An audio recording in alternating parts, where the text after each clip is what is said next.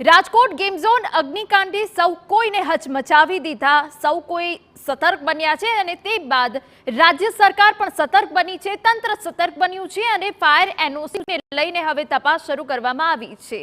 જાહેર જગ્યા હોય કે પછી સ્કૂલ, ત્યાં ફાયર એનઓસી માટે તપાસ કરવામાં આવી હતી। જો કે સ્કૂલ શરૂ થયાના પહેલા દિવસે વડોદરામાં આરટીઓ દ્વારા તપાસ કરવામાં આવી હતી અને ફિટનેસ સર્ટી, ટેક્સી પાર્સિંગ સહિતના વાહનોમાં ખામી જણાતા વાહનો ડિટેઇન કરી કાર્યવાહી કરવામાં આવી હતી।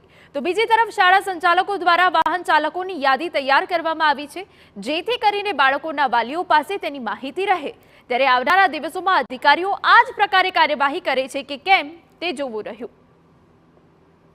શાળાઓ ચાલુ આજથી જે થઈ એમાં 2 દિવસ પહેલાં જ અમને ખ્યાલ હતો પ્રશ્નો, એટલે અમે લોકોએ વાલીઓને એક ફોર્મ આપેલું કે એમાં એમની ડિટેલ્સ બધી આવે કે કેવી રીતે એમનો વિદ્યાર્થી બાળક સ્કૂલમાં આવે છે અને જાય છે, એની બધી વિગત અમારી પાસે હોય।